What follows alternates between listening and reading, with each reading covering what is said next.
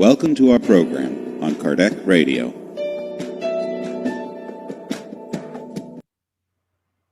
Hi, beloved friends. We are back today with Living Spring by Emmanuel through Chico Xavier. Today we have a beautiful chapter again. I'm Rihanna Willemse, your host for today, and I want to read this. This is one of my most favorite passages, and I think you'll see why. And it's chapter 38 today. It says, "If we only knew, Father, forgive them, for they do not know what they are doing." And it's Jesus in Luke 23, verses 34. And Emmanuel explains this beautiful verse. It says, "If murderers knew beforehand how much pain life is going to charge them in order to readjust their destiny, they would prefer not to even have arms at all in order to withhold the deadly blow." And we're going to have to make notes of this beautiful chapter. And Emmanuel describes a word like murderers. And then he gives us a beautiful explanation, a beautiful opposite of what to do. He says, murderers, if they knew beforehand the pain, he says, they would prefer not to even have arms in all in at all in order to withhold the deadly blow. So he's explaining the consequences of things beautifully. And if we look at murderers, or to kill someone, we should not only think about it in a way of physically doing or physically harming someone. Sometimes our thoughts as well, can harm the people around us and harm certain people. Even if we go through the media and listening to things, what are your thoughts? So let's take it a bit further. If deframing could eliminate the crust of darkness that maddens their vision and foresee the suffering that awaits them as they settle account with the truth, they would paralyze their vocal cords. And Emmanuel is speaking of what are we saying? And he says here, or lay down their pen rather than wrongly accusing someone. If we look at ourselves, are we in a constant state of accusation or even opinion? And this is where this beautiful phrase of Jesus comes in,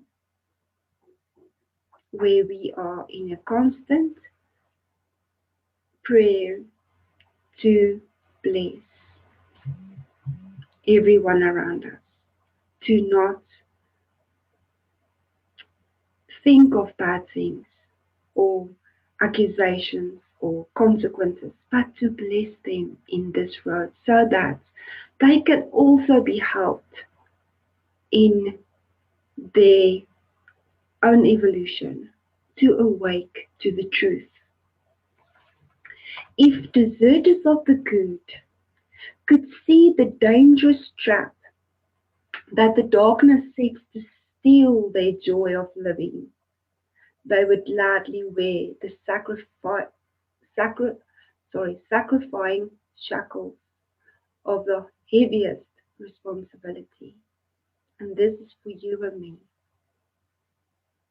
deserters of the good. Beloved, let us not desert the good. Let's seek for the good, like Emmanuel is explaining to us in chapter 10 of Thorn Life. Mold the good, with all the resources that we have. And it says here, would gladly wear the sacrificing shackles of the heaviest responsibility. Do you and I wear the sacrificing shackles with joy in our hearts? If Ingrid could see the bile of bitterness that will invade their heart later on, they would never perpetrate the crime of indifference. How many times do we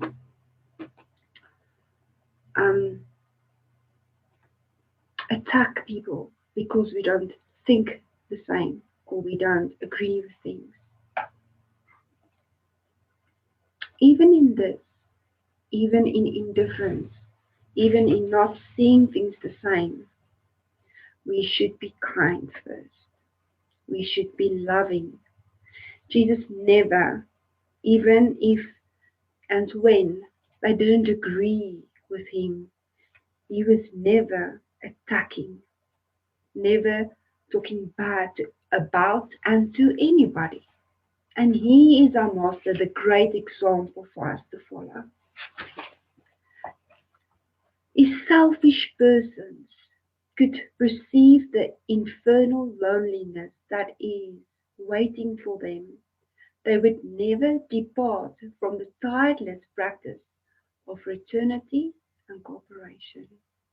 And on earth, at this moment, we are being asked to cooperate in a family, in a household, to not be selfish, because the Spirit tells us that all evil comes from selfishness.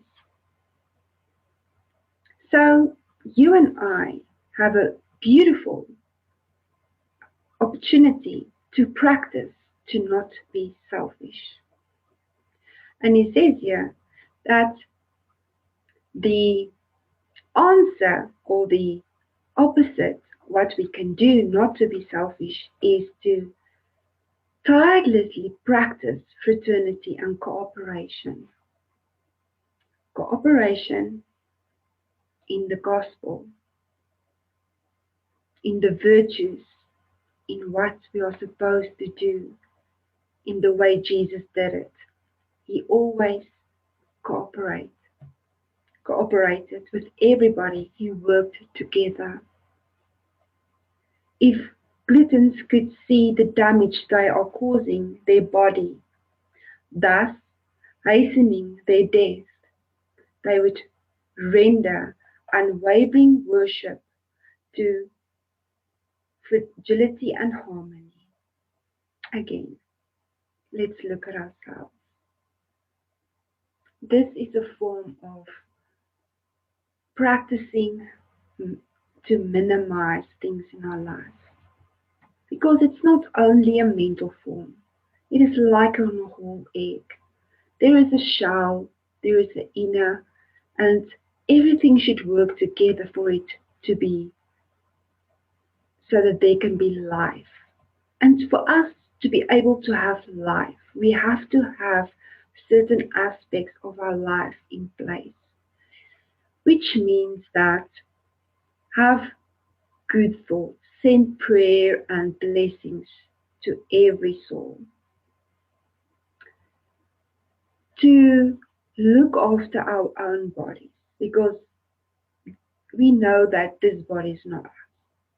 And there are millions and millions of, I can't remember the word, but living in this body that we are responsible to look after.